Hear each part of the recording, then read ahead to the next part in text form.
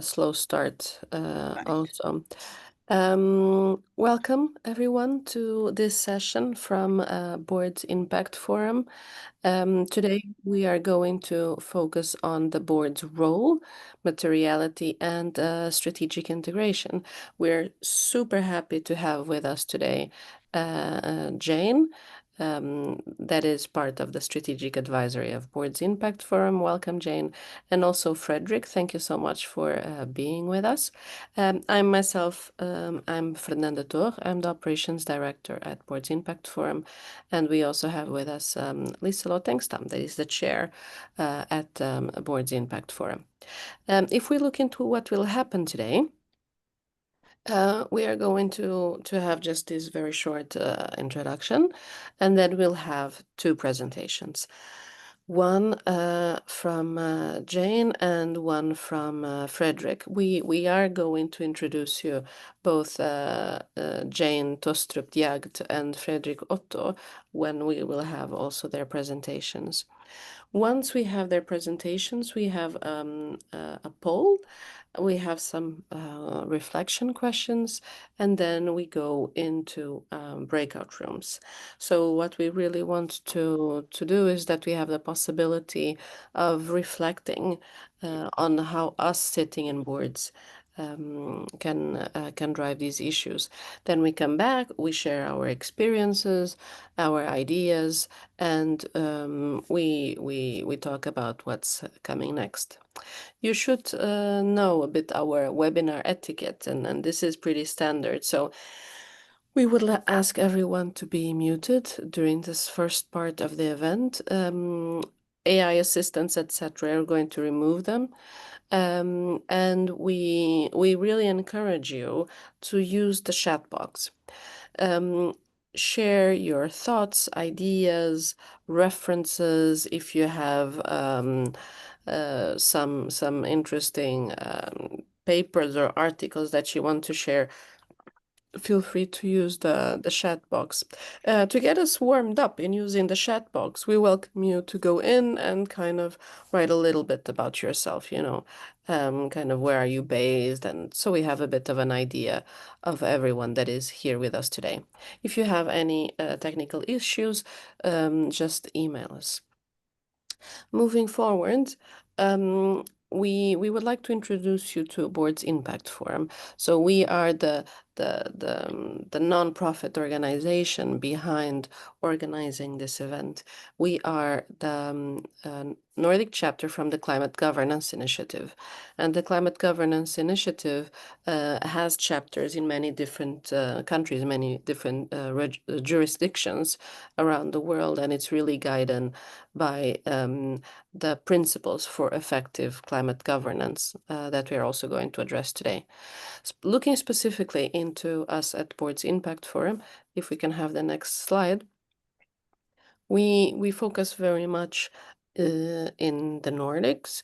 We work with many of the main board networks in Sweden, in Finland, in Denmark, in Norway, and in Iceland, and of course an international set of members is also very welcome. If you want to be involved, if you want to collaborate with us, if you have ideas on how to develop further Board's Impact Forum, if you want to support us, just get in contact with us also. To give you a little bit of a context on why we are talking about these topics here today. This is a very, very short overview of the principles from the World Economic Forum on how to set up effective climate governance. And there are 8 principles. And one thing that we find really, really interesting is that these principles start looking into first and foremost the board themselves. How do we as board directors, or how much we understand of this topic, what's our structure? We look at us first, then we go into the risk, opportunities, strategic integration. the objectives, reporting, the incentives, and also working with stakeholders. For the session today, from these 8 principles, and I would really encourage you to go and read this document with the 8 principles. It's really, really interesting. From these 8 principles, for this session, we are going to focus mostly on principle 4, understanding materiality assessment, and also 7, when it comes to reporting and disclosure. And if you want to share the next slide, maybe Liselott, you want to say a few words about this announcement? Yeah. Yesterday we had an announcement from the Potsdam Institute, and this area is the sustainability area then of climate, and we thought it's an important area and something that's worth considering. Welcome to the 2025 Planetary Health Check report by the Planetary Boundary Science Lab here at the Potsdam Institute for Climate Impact Research. The 2025 report confirms the scientific consensus that we have a deep planetary challenge. 6 of the 9 planetary boundaries were breached, and this year we're forced to conclude that a 7th boundary also has been breached. It is ocean acidification that is now also moving into the risk zone. All of these 7 boundaries are unfortunately continuing to move in the wrong direction. So we haven't yet bent the curves towards the safe landing for humanity within the safe operating space of the planetary boundaries on Earth. This is the major challenge. We're not yet in the high risk zone of irreversible, unmanageable change of the planet, which suggests that we can still turn this around. The window is still open, even though it's closing fast. And we have so much evidence of scalable solutions across all sectors, from the food sector to the built environment to the energy transition, that we can bend the curves and bring ourselves back within a safe operating space within the next decades. The challenge is to increase the scale and the speed of transformations to have a chance of a prosperous, equitable future for humanity on Earth. So we encourage you to go in and actually look at the report, and we will be sharing a link to all of this.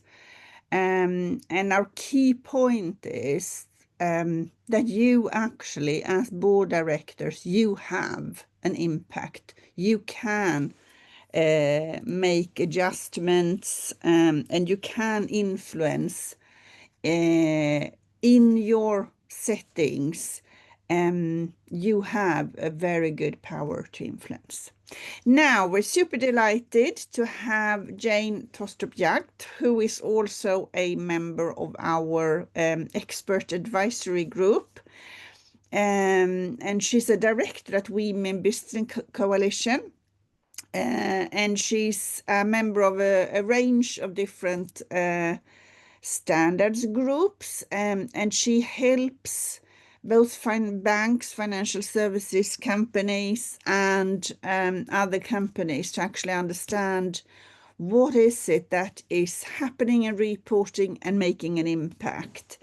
She has a background from enterprise roles, so she knows also very well what it means for the enterprise to start to make changes. And as you might know, AP Møller Mask is one of the ones that has clearly tried to integrate the topic areas of both sustainability, climate, AI, etc., into their business strategy. Warm welcome, Jane. Thank you so much. Thank you for all joining. This will be very, very interesting, hopefully. Next slide, please. I have chosen to show you some different solutions that I have seen various companies do. And I do that because this summer I launched a analysis of the 100 largest listed EU companies and their first real CSRD reports, and therefore we can see what is what is important for the companies, of course, and then we can see what they are struggling with. And I will go through this. So I will go through something called double materiality assessment and versus to the enterprise risk management. Then I will talk about risk reporting, opportunity reporting, and plans and targets. And then I would wrap it up with a short conclusion and a small warning. So next slide. Overall, as I mentioned, this analysis we did of the 100 largest listed EU companies, we had to exclude 7 because 6 Swedish and 1 French did not actually use the CSRD. But the important part of this project was actually to provide guidance and inspiration to all the other companies, so they can see what should it be like or what could it be like. So that's some of the good response we also get from companies. It's actually very, very nice to say, we actually don't know how to report on this or that, and then they can actually look it up and see, okay, here is a range of different solutions from companies. Here is an overview of the countries that are represented. You will notice there are no Eastern German companies, and that's because they are too small, unfortunately. You will also see there are some countries which are highlighted in a green, and that's because they did not actually transpose the CSRD in time, and that means that actually the companies could have chosen not to use the CSRD reports.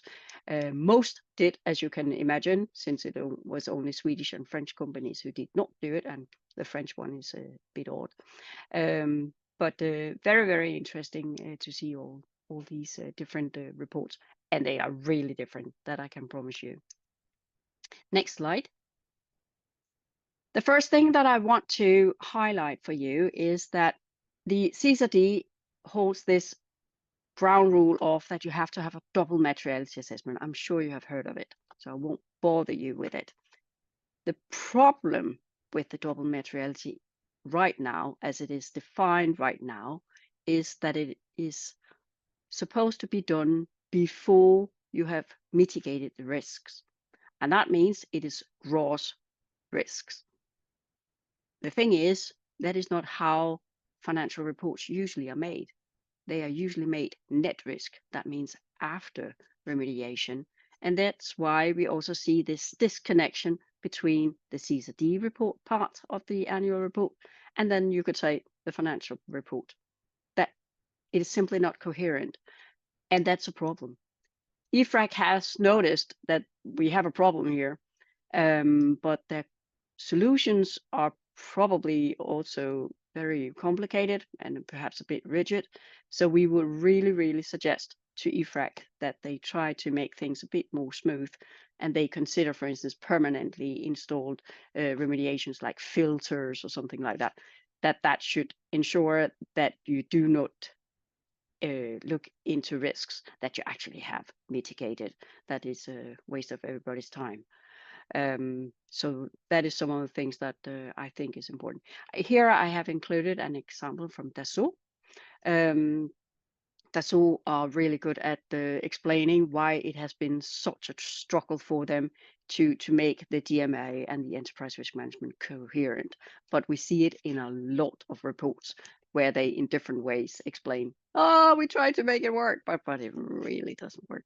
So we have to see that change in some way. And I'm sure EFRAG will end up with a good solution. But right now, we try to find a good solution with that. Next slide. Here, I will show you some different solutions from various companies where they have looked into, okay, what kind of risks do we foresee will hit us, typically in connection with their scenario reporting. Here is an example from my old employer, Maersk, where they have looked into how will physical climate risks, how will that impact our company? And they are very, very specific. They have pointed out these 5 terminals where they can see that this might hit them both from an operational point of view, but perhaps also the asset itself might be hit. So you can see here they have also estimated, they have monetized the risks both from a revenue point of view and the asset value of that. And you can also see what kind of risks they have. So they're very different. Some of them are drought, some of them are flooding, some of them are temperature. So it's very different what kind of risks that these different terminals have. But as you can see, this is quite important for all the strategy they have, that they know that these, and I can tell you these terminals are very, very important for them. The one in Rotterdam, that is a key stone in Europe, definitely. The one in Los Angeles, super important. If these are down or partly down, that is massively impacting also the global transportation of all goods in the world. So that is important, that the company itself is aware there are some physical climate risks that might hit us within fairly short time. So they need to figure out what to do with that. Next slide. This one is from L'Oréal. The way that L'Oréal has done this is that they have looked into how will both climate but also nature, because they are of course also impacting nature with the pollution and other things. So they look into how may this impact what is known as the carrying amounts of goodwill and their brands and different things. This is very, very detailed. I have not seen many companies do it that way. Very good. And I'm pretty certain this is important also for L'Oréal themselves, because then they can see, okay, where might we actually have a focus point to some of the activities we do. But this is, of course, also important for the investors and for the banks, because then they will know, have they a good structure for remediating some of these risks. And it's, of course, also important for them to be able to perhaps accumulate to portfolio level and see the companies we have in our portfolio, are they all within the same risk class? Is it the same things that will hit them? Because then it's more risky for them compared to if they have companies who have different risk profiles. But this is important, and I know that especially many banks, especially now that EBA is now pushing all the European banks to be able to actually make an analysis of the climate risk on their loan portfolios and their investment portfolios, so that they can say that they are not at risk. So this is important to understand, and this is one way of doing it. There are many different ways. Next slide. Wait. Yeah. This one is a different one. That is you could say, the flip side of the risk. That's the opportunities. We must say that opportunity reporting is much more rare compared to risk reporting, but it is there. There are some who are doing it, and I wanted to show you this one. This one is from Air Liquide, where they both look at the risks and the opportunity in one go. And you will also see here that they have tried to evaluate how much is it, and they have not quantified it, they have not monetized it, but it's really good that they at least are able to say that the impact of substitution of existing products, the impact from that will be low or high or moderate, that they have had that dialogue internally. Is this going to be important? Will we have to make some remediations to some of these risks or opportunity? Are we going to see some of these opportunities? So this is important. And of course, it's also important for the report users to be able to see that they have had this dialogue and what the outcome of that dialogue was. Next slide. Here you see Dassault, where they actually, this is one of the few times I have seen that a company is actually monetizing their opportunities. It's not very bright, but that's just how Dassault made the report. It's a bit Blake, but that's how it is. But you can see that the opportunities, net of risks, that they have actually looked into how will that impact their company. And you can see it all the way to 2050. This is important. I think this is also, of course, a way for them to show to their capital providers that they will of course try to seize some of these opportunities. But a very bold step. I don't see it often, as I mentioned. If you want to know more, or some of your colleagues would like to know more about how you make these risk and opportunity lists and how you calculate some of these things, which will be even more and more and more important, then I would recommend this guideline that I've included, so you can look at that. Next slide.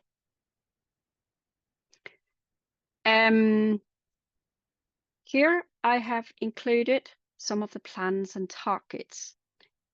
Many companies have net zero targets.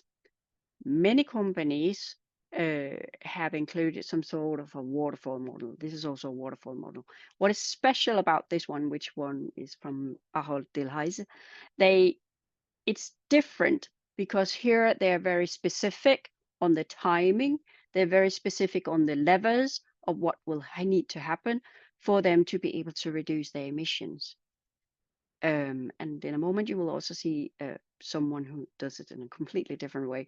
But this is interesting, and this is where it is it becomes useful for also for the reader to understand. Okay, what are your plans to actually get there? Because this will impact the strategy for the company. If you have to shift your entire asset fleet, then it is important both for the investors and for the banks to know that that is actually your plan to get rid of all your emissions. So this is a really strong reporting in a very, very beautiful way, actually. Next slide. Here I have included a Spanish company, Endesa, and they have quantified it also, which is quite unusual. And you can see each and every lever that they have identified to be able to reduce their emissions. It's quite amazing what they have done. So that is something to look at if you are interested in that. Yep. Next slide. This is the final slide. Overall, I can say that I can see that the companies report far, far better. Yes, it matters that we have regulations. Yes, it matters that there are assurance from auditors. Sure, it does. We can see that 9 out of 10 companies have actually restated or erased their comparison data. That means something. It means that they have actually said, we can actually see that what we have done previously was not necessarily up to snuff. And of course, also that the regulation might be slightly different compared to when they had more free play and could report as they wished for. But there is better data, and the better part is also that it's more comparable across companies. So now the users can actually start using it. Right now, we can primarily do comparison analysis across companies. And within a few years, because there are so many companies who have actually erased their comparison data, it will take a few years before we can do time series analysis. But it's very, very important that we now see that the companies make better data, because that will also make it possible to make integrated analysis so that we can, for instance, can see, okay, we have earnings per share, then we can perhaps also see CO2 per share, or we can see water per share, or we can see something else. That is important, and that we will see in a few years' time. What is also important is that we can see a lot more forward-looking, and it's quantified and sometimes monetized. It could be more, but it's very much better compared to what it was just last year, actually. And this is important for the readers of the report. Then we can also see there has been many who have complained about that the reports are too long. Yes, they are too long. And yes, it should be simplified. Yes, there are things that should simply die. But I can also see that many companies have really, really, really made an effort to make a fantastic report. And it's easier to get around. They have hyperlinks. They make the connection to their IFRS reports. Many, many, many, many good things are happening. And that is important. If I have to cut off with a small thing, then it would be a little warning. And that's actually that some companies have, and some politicians have said that all this that the company should not provide forward-looking information. But that is what is important for the investors. That is what is important for the banks. So that is very problematic. And what we see right now in the proposal from EFRAG is actually that they suggest that this forward-looking monetized version of the risks should actually be optional. So the companies can choose themselves whether they want to provide that. That is not necessarily very wise, if I may say so. So that would be some of the things that I would suggest that the that EFRAG take out. But let's see how it pans out. I think that was it. Thank you so much. Do we have any quick questions or viewpoints in between? We have here from the chat some interesting comments. Many of them, many interesting comments and questions actually. I would like to bring here one that I thought was a very good question. Just give me a second here. So we have here been discussing the internal processes within the organization in order to come to these numbers, and how interesting it would be to to learn about that. But we have also been discussing, and maybe it's difficult for you, Jane, to have information about this. But it would be good to know how the mitigation plans have been discussed at board level. Do you have any insights from the reports on this? That is difficult to know, but you must assume that the moment you have the mitigations inside the report, that they are specified to this level, then at least it must have been discussed or at least been presented to the board or presented to the audit committee. I would assume so. Yep. Thank you. Did you have anything else that you wanted to bring up, or somebody else? I think there's a couple of things that you as a board, you normally have a very big focus on what you're doing. Actually, I find that most boards are looking at what other companies are doing in their jurisdiction, actually even more than in their industry. But one of the things to think about is that this really feeds in investors to actually understand, oh, this is the challenges, this is the mitigation transition plans. And if you haven't reported on the same, it will come up in dialogues, of course, with the investors. Where are you on these critical topics?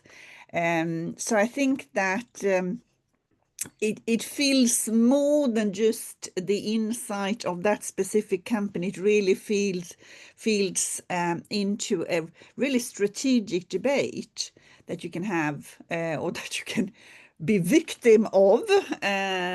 So it's I think one of these things, and we're sharing this report that Jane is referring to, is to bring the report to your board and actually have a discussion around it, because it will be something that investors are looking at to understand from the broader perspective.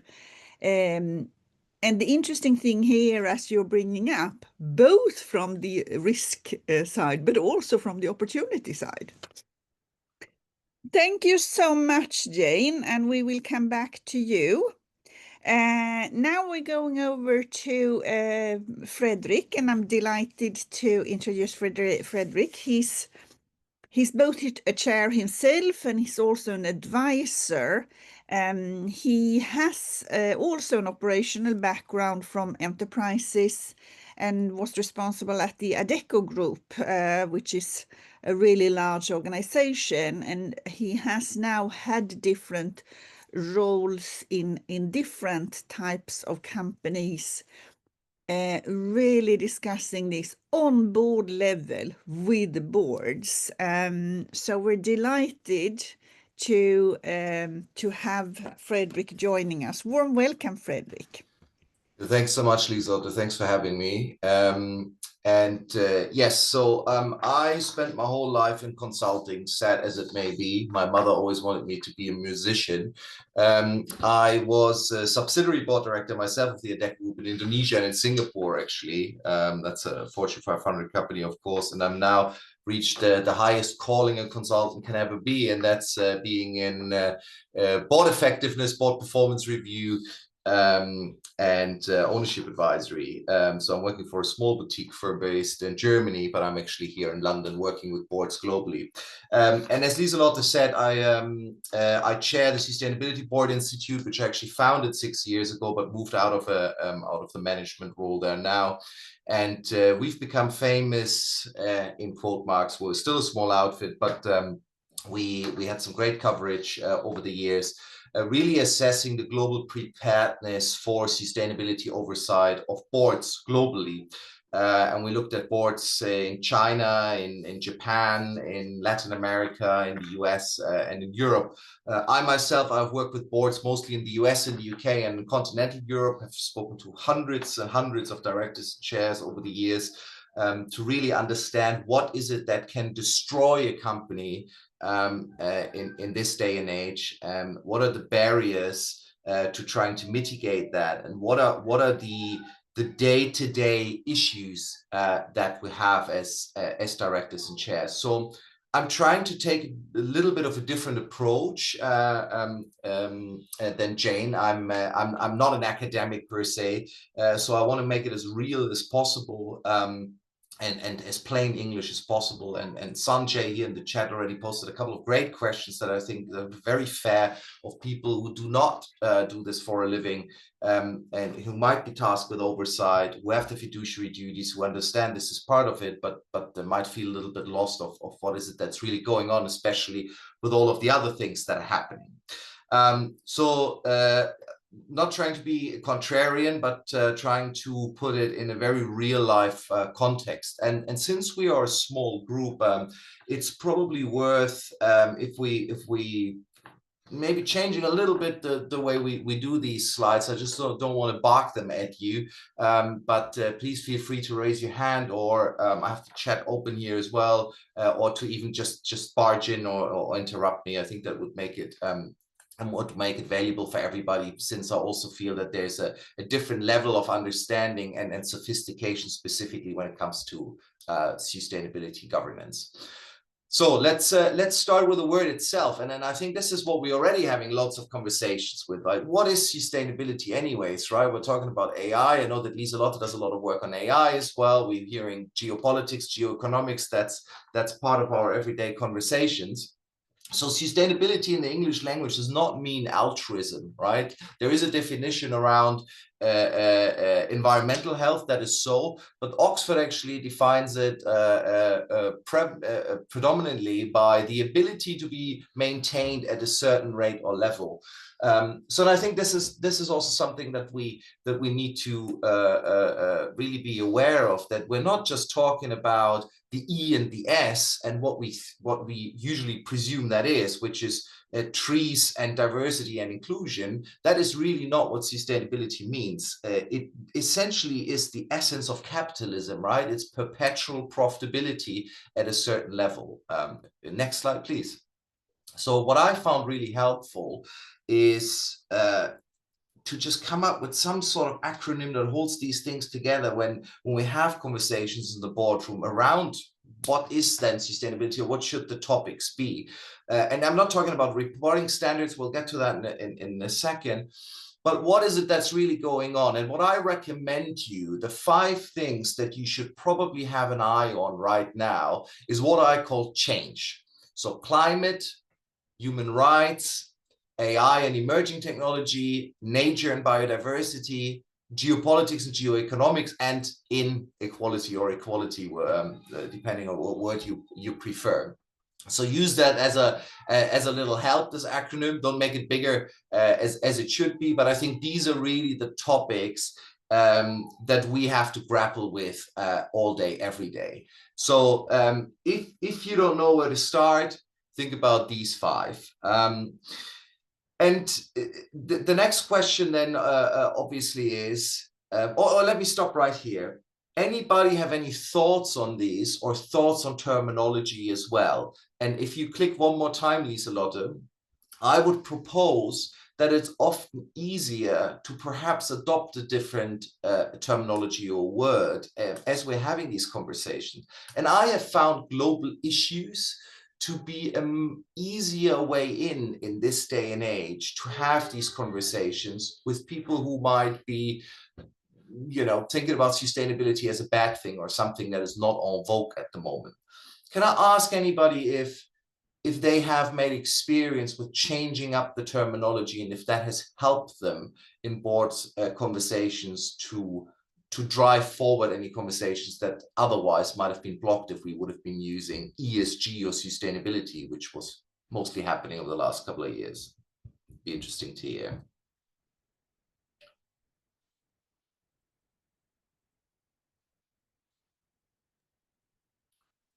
Okay, we can probably come back to it. I can comment quickly, Fredrik. In some of my boards, actually, this was a challenge already from the beginning. So you couldn't really talk about sustainability because people's minds really very quickly went to just the E part of sustainability.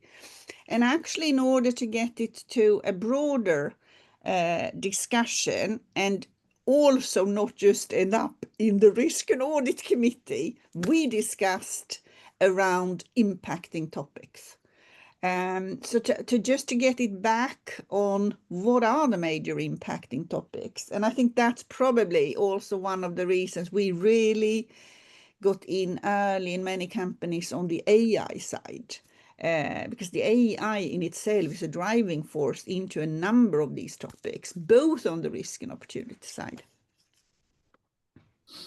Great. Yeah, makes sense. And I think we often talk about boards, but what does that exactly mean, right? Although corporate governance around the world pretty much works the same on paper, and a board in China looks pretty similar to a board in the US, for example, I think there is a big question around who is driving the conversation and how are we approaching based on ownership. And if we then move to the next slide, please. Sorry, I've jumped the gun a little bit. So go to the next slide, please, Lieselotte, and then we'll come back to that. So I heard earlier this year something that really stuck with me. If we look at shareholders in 3 different parts that are legally all the same, but that really have a different meaning, I think things get a lot clearer. So we think about owners, investors, and shareholders as 3 different personas. I think then we'll also get a different approach to the oversight of global issues or sustainability, if you then will. So, for example, owners, I would put in that bucket, I would put mostly family-controlled businesses. Regardless of whether they are public or they're private business, as long as they are family-controlled, there is quite a different approach to things. And that is obviously driven by the vision and the values of the controlling family. So we had in the chat exposure.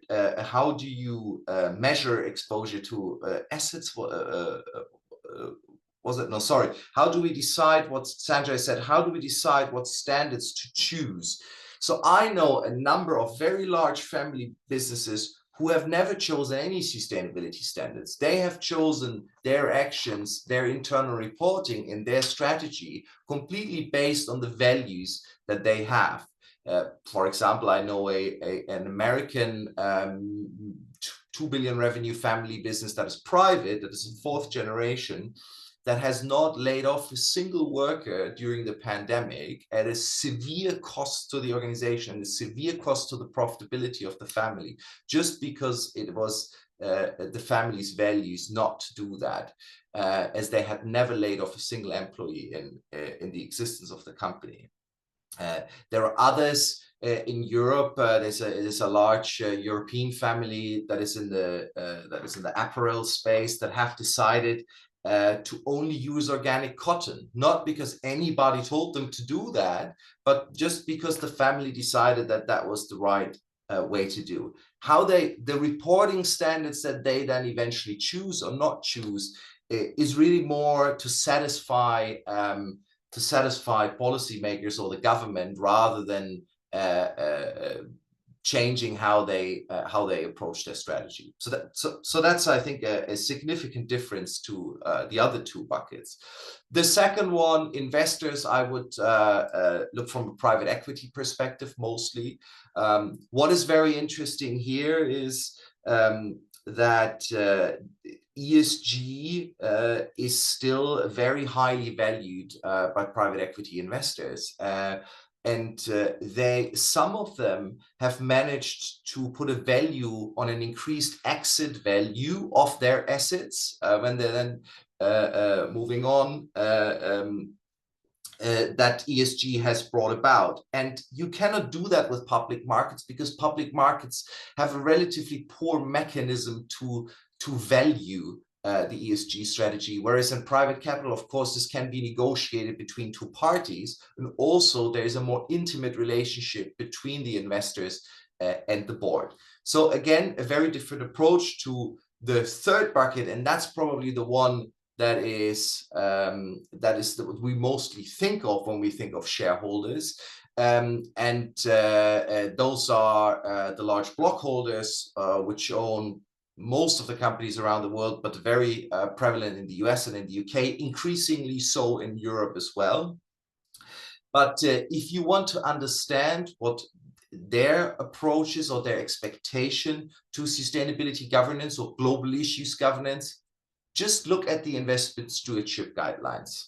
They're very explicit of what they are expecting. They're very explicit on climate. They're very explicit on nature. They're not so explicit at the moment what they're expecting around AI governance, but that is happening increasingly so as well. State Street, end of last year, has made some attempts to give guidance of what they're expecting their portfolio companies to do.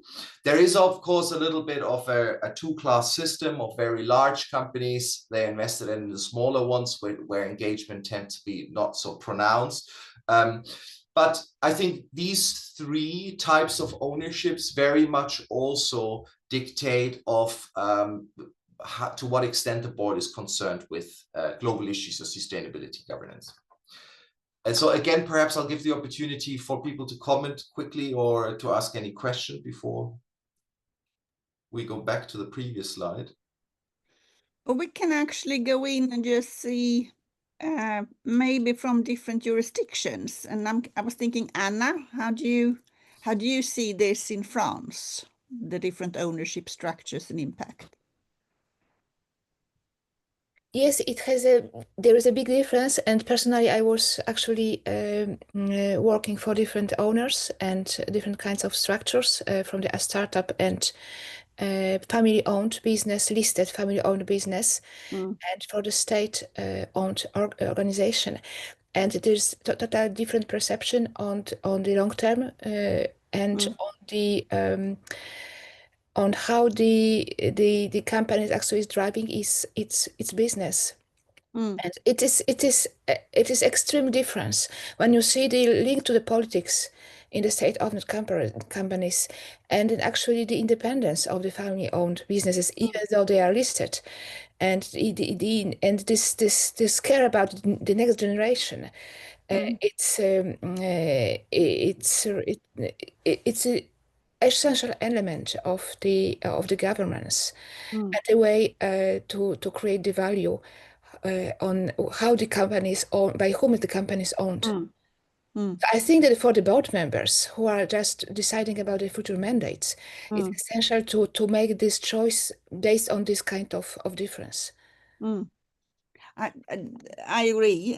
I think it's really interesting. I'd like to pick up also the point Fredrik made on private equity, because I worked with a lot of private equity, and most people would think they're super only focused on money. Yes, they are, but they have actually translated the risks into money and also the opportunities.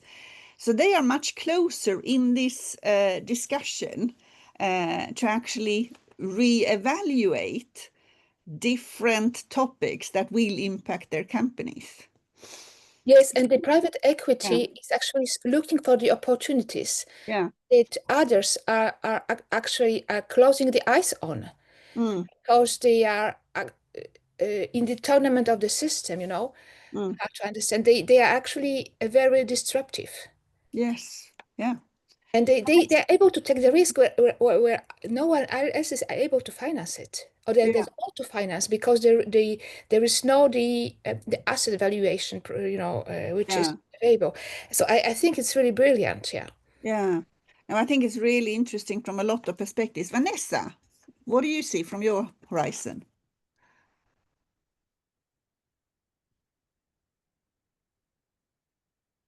Sorry, the windows were collapsing. I think that specifically when the boards that I am that are related to circular economy, specifically these ones, they are more receptive to the concepts.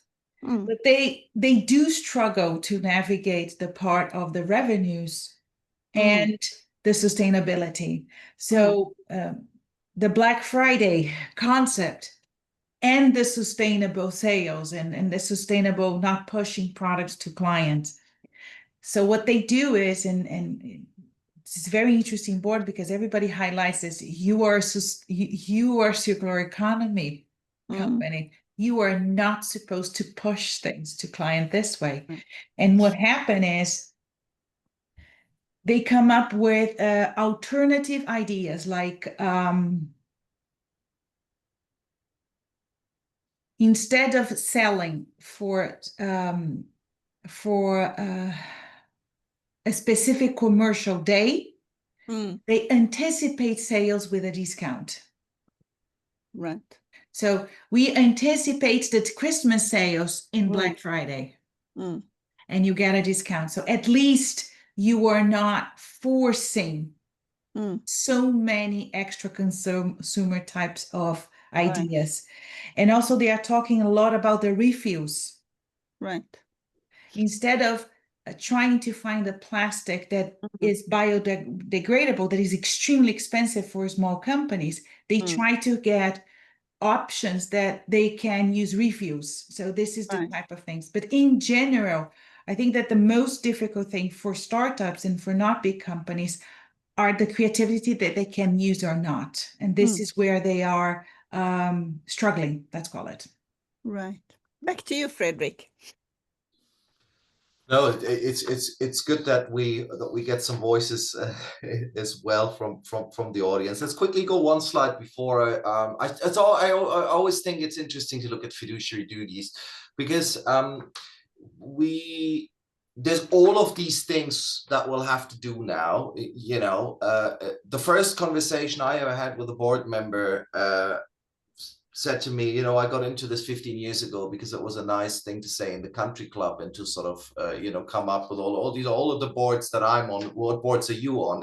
And now I have all of this responsibility, right? And I know, for example, and this comes from the INSEAD community, that apparently there's a global trend as well. I can't remember the exact research of directors, of less people seeking directors' role because of the responsibility and the accountability that you have. But I think we have to put this into perspective. So is it explicit in corporate law, depending on my jurisdiction, if that I have to take these long-term risks into consideration? And the answer is yes and no. So corporate law nowhere in the world prevents you from doing that. Even in Delaware law, you explicitly are able to pay regard to stakeholders in your decision making, and generally long-term decision making is what you're encouraged to do. Also, typically around the world, your duties are always owed to the company and not to the stakeholders directly, right? So boards are not principals of their owners. And I think that's something really important to remind oneself of. Yes, shareholders have a specific standing, but your duties are owed to the company. So your long-term risk thinking is obviously part of ensuring the sustainability of the company. Now, also interestingly, the most progressive law, and I'm not a lawyer, but I spend a lot of time with them, the most progressive law really is in the UK, where we have what is called enlightened shareholder value, section 172. That stipulates that you have to pay regard to all of your stakeholders, and it names the stakeholders as well, so employees, the environment, suppliers, and so forth. So section 172 of the Companies Act in the UK is really interesting to look at, to see the sort of most progressive corporate law that stipulates fiduciary duties, and they codified it as well. It's not codified in most other countries, but nowhere in the world you're really prevented to do this, right? But also, apart from the UK, and it's not very strictly enforced in the UK, nobody in the world are you really pressured to do it either by corporate law. And I think the lawsuit from Client Earth against Shell that was struck down here in the UK did not help that directors are, so to speak, forced to discharge their duty mainly under considerations of stakeholders and this sort of future thinking. So I think that's quite nice to remind oneself of. Does anybody have any specific comments for their jurisdiction, how it's handled there, or if they feel any pressure or any uncertainty what constitutes their director's duties? So maybe I can ask Paul, because you sit in a number of different jurisdictions, and I think Anna was about to say something as well. Sorry. Yes, I just would like to add that in France we have this law of pact about the enlightened as it does not concern the directors. It concerns the company. That actually is the director of the company in overall, and the board is actually it's not really involved in directly in the definition of the law, but in reality, the law pact, which is the law about the inclusion of the social and environmental responsibility into the company purpose, is something that drives the board's action today indirectly, although it is not it's not considered as a accountability of the board with the law, and the law actually points out the company. So it's something similar. Right. Thank you, Anna. Paul, do you want to comment from the different jurisdictions you're sitting in? Yeah, so this is really interesting, Frederick. And it's not easy because, for example, I sit on the board of a company that is registered in Mauritius that has, until recently, had a majority shareholder from China and operates mainly in India. Okay, so when we look at global issues oversight and we talk about ESG, the influences and the well-intentioned influences of people from those multicultural environments that have nothing got to do with the highly regulated European oversight of ESG begin to weigh heavily on the minds of everyone, because everyone thinks they're doing their best with this new issue. But if we hold up, for example, Section 172, I think you said in the UK, microscope to those well-intentioned actions, a lawyer in the UK will probably say, well, I could, at the very least, pour cold water over those well-intentioned actions. And at the very best, I could help investors in listed companies that are influenced by those well-intentioned actions from those multicultural sources to put down a claim, to lay a claim, to make a claim about some loss or potential loss or previous loss or whatever. So that's what's moving around in my head when I think about the preparation for meetings and what goes onto the agenda and what role the directors, as opposed to articulate members of management, have in driving the deliverables that go before a board. Thank you. Thank you. Lieselotte, I know I'm probably vastly over time. Yeah. Do we have still a couple of minutes, or do we have to wrap up? I would just go on to the... You can just flow through your material, Okay, and then we make... Okay, I'll quickly want to just give an example from reality as well. So, and I'll keep this very short. So where should one start then with the oversight? And I think the first is industry and company materiality, right? I'm not going to open this Pandora's box now, exactly which standards to use, etc. This is a double materiality matrix here from Telefonica, which I have indiscriminately chosen just on Google Images, which I thought was really nice. So key risks or key issues, that is risks and opportunities to Telefonica in this case, as well as to society here, cybersecurity that we can see on the very right, and management of energy and emissions, as we can see on the top. Right, so cybersecurity is then again part of sustainability, which we probably would usually not think about. That's again why I like something like global issues a little bit better, because it really includes all of it. So this is something that your sustainability people in an organization will have put together, or somebody that really knows their stuff has put this together. The reality is that that's shown to boards. They say, okay, that's interesting. Then it's maybe discussed a little bit, and it's case by case basis. But I've just heard somebody say to me, well, we don't have to do materiality in all of this anymore because the EU seemed to have cancelled the regulation. So somebody who wasn't quite into it, but had a fiduciary duty, you could argue, to know this. But this is something that I would engage with on every board meeting, just to say, these are the risks that are material to us. So your industry and company materiality is probably something that you should discuss in every meeting. What format or so, we can discuss at another point. Then the next slide, please. What is obviously very important is to not lose track of what is currently not material to you either. So global macro risk, and I think this is what comes out of the World Economic Forum every year in January. The global risk report is really helpful, just to see what else is going on in the world and what else should I have my eye on to not lose track of it. Interestingly, within the next 2 years and the next 10 years, not a single issue is of economic nature.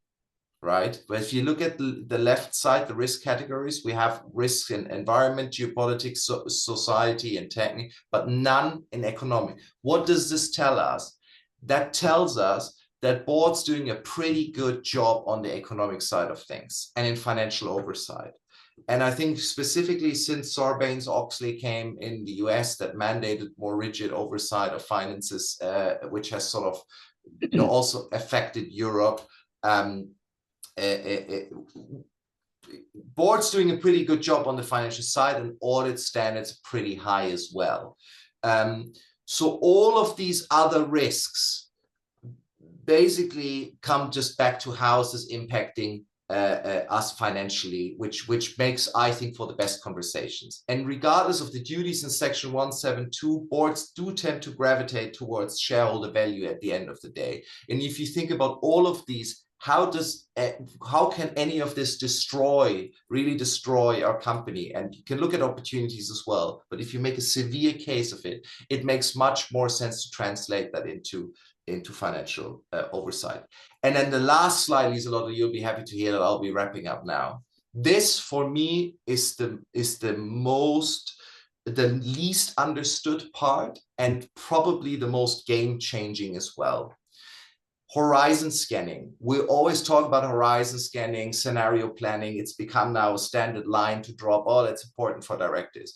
But doing it right is very, very difficult. This is the Oxford approach. They call it OSPA, the Oxford Scenario Planning Approach. I had the pleasure of working with Trudy Lang, who runs the OSPA program. This changes a lot if you think of scenarios in contextual factors, not actors.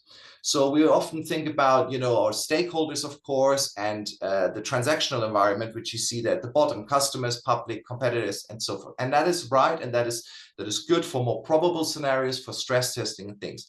But if you think of contextual factors 10 years ahead, how might energy prices and social values and climate change in 10, 15, 20 years, how might that affect us? And how can that inform strategy in the present today? Then you have a much better mitigating mechanism, as if you engage more in probable scenarios or in more transactional scenarios. Because even if a scenario is only remotely possible, still plausible, it doesn't have to be probable, but as long as it's plausible, remotely possible, you can now implement some sort of oversight levers. You can maybe commission a sort of a research in that particular area right now, and that already puts you ahead in mitigation efforts, rather than just not doing it because it's so far away, it doesn't really matter. It's difficult to do it as a group. You need a skilled facilitator, but I really encourage you to look at this. There's a fantastic article that Trudy has written on ICAEW, which I believe we'll be sharing, about how boards can best engage in contextual scenario planning. And I think Paul asked the question, or somebody asked the questions about the effect to assets, etc. Give you a quick last example, and then I'll stop talking.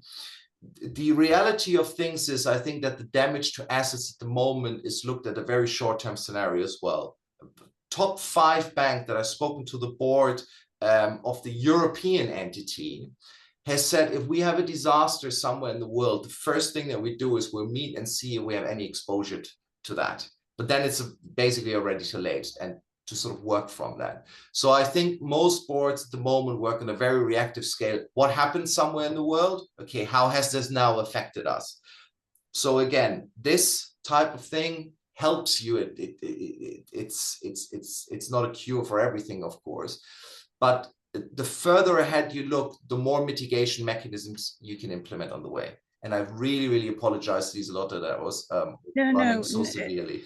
No, it's been very nice and very interactive. So, and you'd be happy to know that actually in our board program that is running right now, and that several of the people here is also taking part of, we actually have a trained bot that helps board members do their own exploration of both scenarios and horizons, to actually get the first input for their industry or the customer's industry. So we think that there's a lot of opportunities to do this piece of work much better now that most boards actually haven't thought about yet. So let's actually ask our participants. So here we have a poll on board's guidance on materiality. And the question number 1 is, do you actually use horizon scanning to anticipate emerging risks and opportunities within your board? Do you have a detailed transition plan that is actually time-bound and integrated into the business model? And the last question is, do you quantify or monetize, in this case specifically, the climate risks for decision-making? So we'd love to hear your input on this, if you can help us answer. We'd love to hear your perspective as an input to discussion.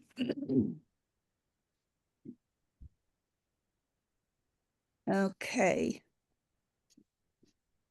We see if we can get a couple of more answers. Okay. So I'm going to very shortly to end the poll.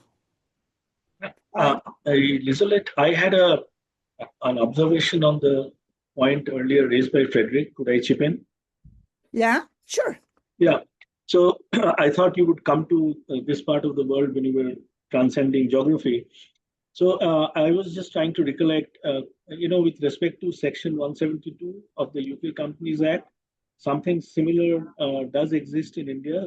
It may not be word for word, and it's Section 166 within brackets 2, which actually relates the responsibility of a director in the same breath to that of the company, the employees, the shareholders, and it says the community at large and the environment. So obviously, therefore, it puts a responsibility more on the independent directors to make sure that the latter part of this responsibility is followed. And to that extent, as chair of the IT committee, Frederick raised a point on cybersecurity that comes anyway as part of the functional responsibility of the IT committee. Therefore, it is subsumed and helps in driving the ESG value. And on the other hand, what we try to do is, instead of trying to push the lever of ESG, which sometimes seen as more of a mandate, things like talent retention is as part of social security is pushed in as in the S section of the ESG. And lastly, in terms of the private equity piece, my observation is, the enterprise value is sometimes equated with the exit value, but enterprise value goes far beyond the time frame of 2 to 3 to 4 years, because you might have a case where a scope 3 emission result of a particular supply chain partner may want you to move to a longer term frame supplier from a different geography, which might actually increase the operating cost and reduce profitability by a few margin points. But then that becomes a debate, whether to be pushed and only look at the exit value or go beyond the exit value for the long term. So these are some of the thoughts that I have. Thank you, Sanjay. Very, very interesting and very valid comments. I'll go now and end the poll, and I'll share the results. And then maybe I'll start to ask Jane and Fred. I think we won't go into breakout rooms. We'll keep, since we're such a small group, we'll keep it in this group. But if Jane and Fredrik, if you'd like to care to actually comment on these topics. So if you start with the first one, if board uses Horizon, since you just had that, Fredrik, what's your perspective when you now see the results here? I think people just have a different understanding of what horizon scanning or scenario planning is. I think it also depends on who does it. Is somebody from management sort of hosting that and hosting their agenda a little bit, or is there an expert or so, or is it really the board getting together and doing it based on their experience? So I think it'd be worth for a board to look at, what do we consider horizon scanning to be, scenario planning to be, risk mitigation to be, and then where the boundaries. So that's a good example of how everybody thinks of it a little differently. Yeah, thank you so much. So let's go to question number 2 on the transition plan. And Jane, Does this correspond to what you're seeing as well, that the transition plan is still not that detailed? It really does. It really does. We only rarely see that it's detailed down to how are we actually going to reach these targets that we have made. Very, very often, it appears like it is going to happen by magic, and which is interesting to see. And especially the last question on monetization, that is very obvious. We can see that most companies are not there yet. It doesn't mean that they do not necessarily have done it internally, but choose not to show it. But so there can be a difference. And we also see that some companies, especially on the opportunity side, have done that assessment, but don't want to show their hand. And that is understandable. That is fully understandable. Yeah. I would say I sit on a couple of those boards where we don't necessarily share the opportunity side, to be honest, since it's such a competitive market. So I think that's very true and valid. So actually, I thought we can just have a very quick discussion around share with you what's happening next. So on October 15, we're going to have a super interesting discussion around innovation, sustainability, and AI. So we really welcome you to join that discussion. We think that there's a lot of interesting things happening. We also want you to save the date for November 20, where we're going to have a collaborative webinar across Europe. And we have already two really good panelists. So the former sustainability officer of IKEA, who's now a NED, and family-owned business that is really driving really interesting change into their quite large companies. And of course, for those of you who are following the AI program, we have two really interesting areas coming up. So one of them is around the risk side, but also on the reputation side and how those are interlinked. And then, of course, again, the AI and sustainability and the board game related to that.